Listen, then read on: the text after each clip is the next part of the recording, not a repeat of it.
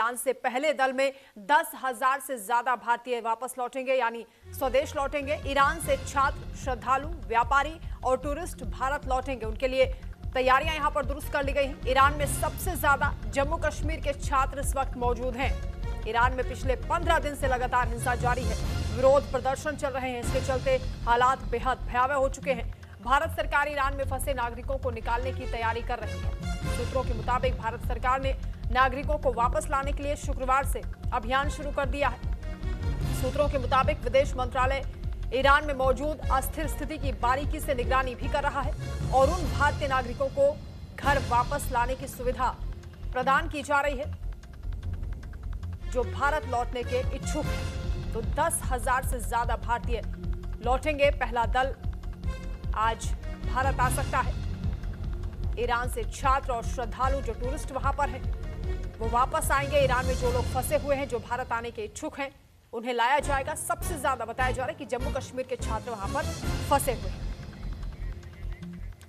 रत्नेश द्विवेदी जी इस वक्त हमारे साथ जुड़ रहे हैं, विदेश मामलों के जानकार हैं। स्वागत है आपका रत्नेश जी। अब जिस तरह के हालात ईरान में बने हुए हैं वो वाकई चिंताजनक हैं। इसलिए पहले भारत सरकार की ओर से एडवाइजरी जारी होती है। अब उन्हें भारत लाने के लिए जो ये पहला दल आने वाला है, बड़ा ऑपरेशन शुरू किया जा रहा है। ये बहुत जरूरी भी है और जो लोग वहां पर फंसे हुए हैं वो परेशान भी है, उनके परिजन भी चिंतित हैं। जी, विदेश मंत्रालय ने तो पहले ही कह दिया था कि अपने कागजात तैयार रखिए और हम पूरी सफलतापूर्वक इस मिशन को अंजाम देंगे। बहुत बड़ा मिशन है। 10,000 की संख्या छोटी नहीं होती। ऐसे में ये मुश्किल हो जाता है जब वहाँ पर स्थिति सामान्य नहीं है। बहुत ज़्यादा मुश्किल है। हम सब देख ही रहे हैं, चर्चा कर रहे हैं इस बात पर। और आज पहला प्लेन वो स्टूडेंट्स को लेकर आएगा। बड़ी संख्या में इस्लामिस्ट स्कॉलर, इस्लामिस्ट स्टूडेंट वो ईरान जाते हैं। ना सिर्फ जम्मू कश्मीर से बल्कि भारत के और हिस्सों से भी जाते हैं। उसी तरह जैसे ईरान के स्टूडेंट बाहर भारत पढ़ने आते हैं। तो ये बहुत बड़ा मिशन है और मुझे पूरी उम्मीद है बड़ी सफलतापूर्वक जिस तरह भारत ने और देशों में जैसे यूक्रेन से और तमाम सारे देशों से स्टूडेंट्स को वापस लाने का मिशन पूरा किया था, ईरान से भी सफलतापूर्वक वो सारे स्टूडेंट्स को निकाल लेगी। बिल्कुल। एक तरफ कई खबरें चल रही हैं। इजराइल के प्रधानमंत्री नेतन्याहू देश के बाहर जाने की तैयारी में है, कहा जा रहा है। अमेरिकी युद्धपोत जो है वो मिडिल ईस्ट की तरफ मुड़ गए हैं। ईरान के एयर स्पेस से विमान गायब हो गए। ये सारी जो घटनाएं हैं ये क्या इंडिकेशन दे रही है कि अमेरिका हमला करने वाला है? देखिए, कई तरह के अभी कल तक तो ऐसे लग रहा था कि जिस तरह अमेरिका ने कहा था, तेहरान के ही एक न्यूज़ पोर्टल ने कहा था कि 24 घंटे में अमेरिका कोई कार्रवाई कर सकता है। लेकिन फिलहाल अभी डोनाल्ड ट्रंप ये चेतावनी देते नजर आ रहे हैं कि ईरान ने, व्हाइट हाउस का ये वक्तव्य है कि ईरान ने 800 लोगों की फांसी कैंसिल कर दी है। जो कैरोलिन लेविट है व्हाइट हाउस की प्रवक्ता, उन्होंने ये जानकारी दी। दूसरी तरफ ईरान में जो एक व्यक्ति को फांसी होने वाली थी वो भी टाल दी गई है। ऐसे में घटनाक्रम बड़ी तेजी से बदल रहा है। लेकिन अमेरिकी सरकार के एक रिप्रेजेंटेटिव ने यूनाइटेड नेशन की सिक्योरिटी काउंसिल में ये बड़ा चौंकाने वाला वक्तव्य दिया है कि our all options are open. That means उन्होंने कहा है कि आप जिस तरह यूनाइटेड नेशन के अंदर डिस्कशंस ही सिर्फ घंटों घंटों करते रह जाते हैं, डोनाल्ड ट्रंप उस तरह के व्यक्ति नहीं है। He is man of action. और वो वक्तव्य एक आया है। रत्नेश जी, चर्चा इस बात को लेकर भी हो रही है, जो सूत्र बता रहे हैं कि अमेरिकी राष्ट्रपति डोनाल्ड ट्रंप ने अपने अधिकारियों को कहा है, जो सैन्य अधिकारी हैं, कि ये जो ऑपरेशन होगा वो फास्ट एंड फ्यूरियस होगा। वेनेजुएला की तरह एक्शन होना चाहिए। हालांकि जो अधिकारी वो ये बता रहे हैं कि ईरान को वेनेजुएला ना समझा जाए। यहाँ पर उतना आसान नहीं होगा ऑपरेशन को अंजाम देना।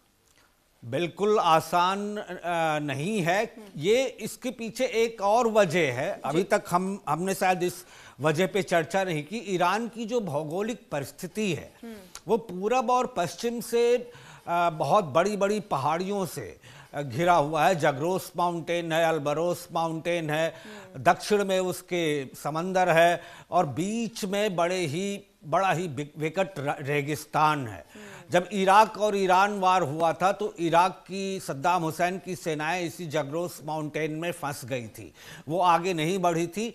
और चूंकि 80% इलाका ईरान का वो पहाड़ियों से या रेगिस्तान से कवर्ड है, इसलिए एरियल स्ट्राइक वहाँ सफल नहीं होती। आपने इजराइल ईरान की जो 12 दिन की लड़ाई चली थी उसमें देखा होगा कि ईरान के कई सारे न्यूक्लियर साइट्स पे निशाना बनाकर अटैक किया गया, लेकिन वो पास की ज़रूरत पड़ेगी जो डोनाल्ड ट्रंप कभी नहीं करना चाहेंगे। एरियल स्ट्राइक ही एक ही रास्ता बचता है। और हम सब जान रहे हैं कि एक यूएसएस अब्राहम लिंकन वो मिडिल ईस्ट की तरफ रवाना हो चुका है, तेजी से आगे बढ़ रहा है, हो सकता है पहुंच भी गया हो। तो ये जो यूएसएस अब्राहम लिंकन है, ये अपने आप में खुद एक सेना की तरह है। मैंने कल ही बताया था 8000 सैनिक इस पे होते हैं, 5-6 पनडुब्बियाँ होती हैं, 65-70 F-35 फाइटर जेट्स होते हैं। तो ये अपने आप में एक युद्ध को शुरू करने के लिए पर्याप्त है। दूसरी बात, अगर ईरान के खामेनेई को ये लगता है कि वो अब उनके पास कोई रास्ता नहीं बचा है और वो चारों तरफ से घिर गए हैं, अंदर भी अमेरिकन एजेंट्स और मैराइन्स पहुंच गए हैं, तो उनके पास रशिया और चाइना जैसे विकल्प खुले हैं या नॉर्थ कोरिया, जहां वो जा सकते हैं। लेकिन अभी हमें स्थिति पर बड़ी पैनी निगाह रखनी पड़ेगी। जी बिल्कुल रत्नेश जी, देखिए अब एक तरफ तो ईरान लगातार धमका भी रहा है अब ट्रंप को, और ये कह रहा है कि अब इस बार जो है निशाना नहीं चूकेगा।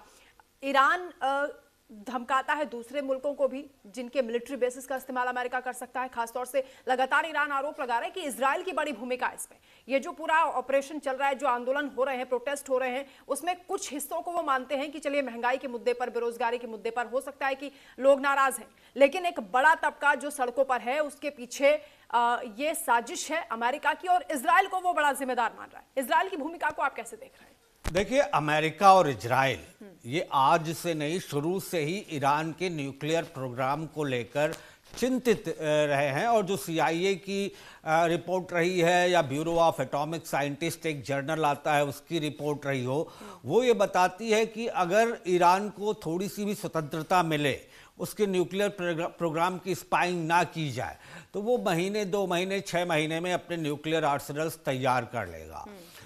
2011 के बाद से ही ईरान के कई सारे न्यूक्लियर साइंटिस्ट्स की हत्या हुई, कई सारे जनरल्स की हत्या हुई, कई सारे पॉलिटिकल लीडर्स की हत्या हुई।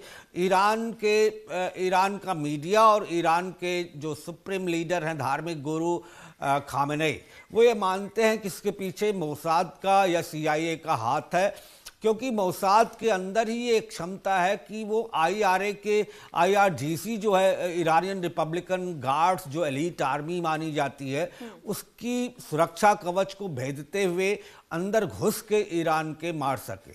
देखिए, मैंने पहले भी बताया था कि एजेंसीज का काम वेस्टर्न सिर्फ क्लैंडस्टाइन डिवीजन और कोवर्ट ऑपरेशन ही नहीं होता, ये विद्रोह कराने में और ब्रेन वॉश करने में, बरगलाने में जनता को बहुत एक्सपर्ट होते हैं। और ये कभी कभी हर मौके पर डायरेक्टली खुद इन्वॉल्व नहीं होते, बस बल्कि जो वहाँ की लोकल पॉपुलेशन है उसको अपना हथियार बनाते हैं। तो आप ये बात सही कह रही है, हो सकता फॉरेन एजेंट्स वहाँ पर हों जो प्रोटेस्टर्स को भड़का रहे हों। और दूसरी बात, रजा पहलवी खुद प्रेसिडेंट ट्रंप से मिल चुके हैं, जो खामेनेई के सख्त खिलाफ हैं। वो ये कह चुके हैं कि जब हम नया ईरान बनाएंगे उसमें न्यूक्लियर प्रोग्राम की कोई जगह नहीं होगी। बिल्कुल, रजा पहलवी तो इन प्रदर्शनकारियों की बहादुरी को सलाम कर रहे हैं। खुद अमेरिकी राष्ट्रपति कह रहे हैं कि वो देशभक्त है जो